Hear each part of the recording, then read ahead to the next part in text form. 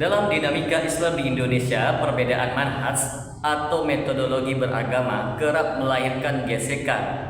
Dua organisasi besar antara Nahdlatul Ulama atau NU dan Muhammadiyah sering menjadi pusat perdebatan. Muhammadiyah yang berdiri tahun 1912 dikenal dengan gerakan purifikasi, yaitu pemurnian Islam. Sedangkan NU yang berdiri tahun 1926 lebih identik dengan tradisi dan turas pesantren. Di tengah perbedaan itu teman-teman, salah satu tokoh NU yang paling vokal mengkritik Muhammadiyah adalah Kiai Haji Idrus Ramli. Ia dikenal sebagai kiai sekaligus intelektual yang gigih membela Aswaja versi NU dan keras menyerang kepada pandangan-pandangan yang dianggapnya Wahabi atau anti tradisi. Tidak sedikit ceramah, tulisan, bahkan buku beliau yang berisi kritik tajam terhadap Muhammadiyah. Bagi teman-teman sekalian yang penasaran dengan kelanjutan dari pembahasan video kali ini, maka tonton terus video ini hingga selesai agar kita menemukan fakta yang sebenarnya.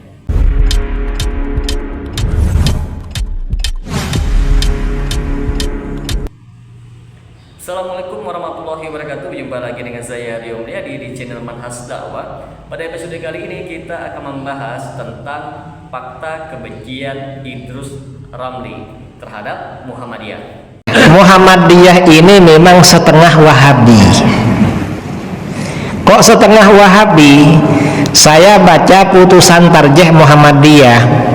Di dalam akidah ini menggabungkan antara akidah Wahabi dengan akidah Aswaja. Yang kedua, Muhammadiyah ini tidak bermazhab. Karena tidak bermazhab, maka kecenderungannya di dalam ibadah cocok pada Wahabi. Yang ketiga, Muhammadiyah ini semboyannya pemurnian agama. Karena pemurnian agama maka suka membid'ahkan. Kalau yang tauhid uluhiyah itu suka mensyirikkan, kalau yang pemurnian agama itu suka membid'ahkan. Itu ajaran Muhammadiyah. Itu ajaran pokoknya 3. Saya baca di kitab-kitab mereka. Teman-teman, siapa itu Kiai Haji Idrus Ramli? Beliau lahir di Situbondo, Jawa Timur. Latar belakangnya pesantren murni dengan basis kuat kepada kitab kuning dan manhaj Asy'ariyah Maturidiyah dalam akidah serta Syafi'iyah dalam fikih. Nah, ia aktif di Aswaja NU Center, sebuah lembaga yang berfokus menjaga ajaran Aswaja ala NU dan melawan dakwah yang dianggap sebagai Wahabi. Dikenal dengan gaya bicara yang tegas, lugas, dan terkadang kasar ketika menyerang kelompok yang berbeda. Teman-teman, ada beberapa alasan utama mengapa beliau sering melontarkan kebencian terhadap Muhammadiyah. Nah, yang pertama yaitu perbedaan akidah. Muhammadiyah dikenal menganut akidah yang condong kepada manhaj salaf, mirip pandangan Ibnu Taimiyah. Idrus Ramli memandang hal ini sebagai ancaman karena berbeda dengan akidah Asy'ariyah yang dianut mayoritas NU. Contohnya seperti perbedaan dalam memahami sifat Allah, yaitu istiwa alal arsy, konsep takwil hingga sikap terhadap bid'ah. Lalu yang kedua, perbedaan fikih dan praktek ibadah. Muhammadiyah sering menolak amalan yang dianggap tidak ada dalil yang sahih, semisal yaitu tahlilan untuk orang mati. Nah, lalu juga yasinan malam Jumat. Terus tabaruk di kuburan wali. Bagi NU, ini bagian dari tradisi yang punya nilai ibadah. Idrus Ramli menganggap sikap Muhammadiyah ini menolak sebagai merendahkan warisan ulama. Lalu yang ketiga, warisan konflik NU Muhammadiyah. Sejak awal berdirinya NU dan Muhammadiyah, mereka sering terlibat dalam perdebatan yang tajam, teman-teman. Idrus Ramli yang dianggap sebagai penjaga tradisi merasa punya kewajiban untuk melanjutkan perlawanan ideologis ini. Dalam ceramah-ceramahnya, ia kerap mengatakan bahwa Muhammadiyah itu adalah saluran Wahabi di Indonesia. Di antara bentuk kebencian Idrus Ramli terhadap Muhammadiyah itu seperti yang pertama, ceramah-ceramah yang kasar. Nah, Idrus Ramli sering menggunakan bahasa yang provokatif saat menyebut Muhammadiyah. Di antaranya itu seperti menuduh Muhammadiyah sebagai kaum Wahabi, menyebut Muhammadiyah sebagai penyakit di dalam tubuh umat Islam, mengatakan Muhammadiyah merusak tradisi Islam Nusantara. Muhammadiyah ini memang setengah Wahabi. Kok setengah Wahabi? Saya baca putusan tarjih Muhammadiyah. Di dalam akidah ini menggabungkan antara akidah Wahabi dengan akidah Aswadiyah. Yang kedua, Muhammadiyah ini tidak bermazhab. Karena tidak bermazhab, maka kecenderungannya di dalam ibadah cocok pada Wahabi. Yang ketiga, Muhammadiyah ini semboyannya pemurnian agama. Karena pemurnian agama maka suka membid'ahkan. Kalau yang tauhid uluhiyah itu suka mensyirikkan, kalau yang pemurnian agama itu suka membid'ahkan. Itu ajaran Muhammadiyah. Itu ajaran pokoknya 3. Saya baca di kitab-kitab mereka. Yang pertama, organisasi Muhammadiyah. Organisasi Muhammadiyah ini memang kalau di dalam keputusan resminya, di putusan tarjih itu memang anti madhab. Tapi kalau di realita di lapangan, terutama masa sekarang, itu banyak ustadz-ustadz mereka yang mazhabnya Syafi'i. Dan dari dulu begitu. Dulu pada masa Ki Hasyim Asy'ari, banyak kiai-kiai oleh Ki Hasyim disuruh menjadi pengurus Muhammadiyah. Ki Ahmad Dahlan, pendiri Muhammadiyah, itu bermazhab Syafi'i. Kitab fikih yang diterbitkan oleh beliau fikih mazhab Syafi'i.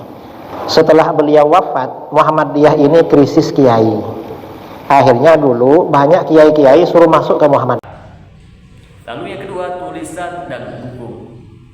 Beliau menulis buku-buku yang menyerang manhaj Muhammadiyah. Tema utamanya yaitu membela bid'ah hasanah, membela tahlilan, membela qunut subuh, serta menyerang pemikiran anti bid'ah yang identik dengan Muhammadiyah. Lalu yang ketiga, perdebatan terbuka. Idrus Ramli beberapa kali menantang tokoh Muhammadiyah untuk berdebat. Dalam forum-forum publik, ia tidak segan untuk menyebut Muhammadiyah sesat manhajnya. Nah, teman-teman, ada beberapa kritik utama Idrus Ramli terhadap Muhammadiyah. Itu seperti soal bid'ah. Muhammadiyah mengatakan bahwa setiap ibadah itu harus ada dalil yang sahih, teman-teman. Sedangkan Idrus Ramli menyatakan ada bid'ah hasanah yang boleh dan berpahala. Lalu juga soal ziarah kubur. Muhammadiyah menyatakan bahwa ziarah kubur itu dianjurkan, tetapi tabaruk di kuburan yang dianggap tidak ada tuntunannya. Sedangkan Kiai Haji Idrus Ramli mengatakan tabaruk di kuburan wali adalah tradisi ulama salaf. Lalu soal tawasul, Muhammadiyah berpendapat bahwa tawasul itu hanya boleh dengan amal soleh atau doa orang yang hidup. Sedangkan Idrus Ramli berpendapat tawasul lewat para wali dan ulama itu boleh, teman-teman. Dalam soal akidah, Muhammadiyah lebih dekat kepada akidah salaf, yaitu Allah istiwa di atas aras tanpa takwil. Adapun Kiai Haji Idrus Ramli soal akidah, memang dia Asy'ariyah Maturidiyah yang menolak pemahaman tekstual dalam sifat-sifat Allah Subhanahu wa taala.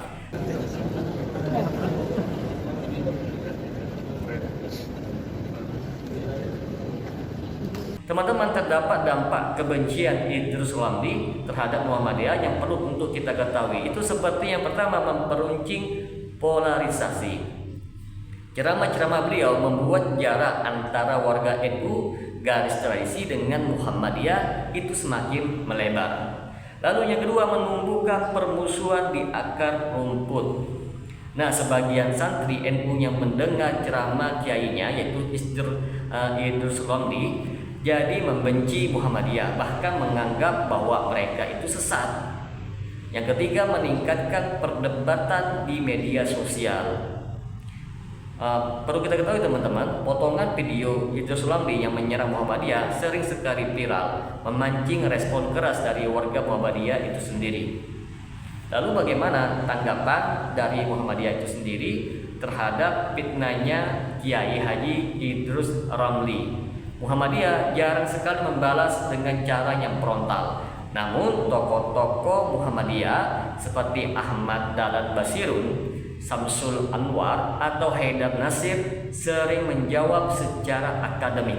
Nah, Muhammadiyah lebih memilih jalur argumentasi dalil, bukan emosional semata. Maka dari penjelasan di atas dapat disimpulkan bahwa kebencian Kiai Haji Idrus Ramli terhadap Muhammadiyah bukan sekedar masalah pribadi teman-teman, tetapi bagian dari konflik ideologis lama antara NU dan Muhammadiyah. Perbedaan akidah, fikih dan manhaj membuat Idrus Ramli merasa perlu berjihad melawan Muhammadiyah. Meski begitu teman-teman, sikap keras ini justru memperuncing polarisasi umat Islam di Indonesia. Alih-alih mempererat ukhuwah, cara penyampaian beliau yang sering sekali memicu kebencian, padahal di tengah tantangan global dan sekularisasi, umat Islam di Indonesia sebenarnya lebih membutuhkan persatuan ketimbang perpecahan. Semoga dengan sedikit penjelasan ini dapat memberikan manfaat bagi teman-teman sekalian. Dan apabila channel ini dapat memberikan manfaat bagi teman-teman sekalian, silahkan like, subscribe, dan share. Semoga bermanfaat. Assalamualaikum warahmatullahi wabarakatuh.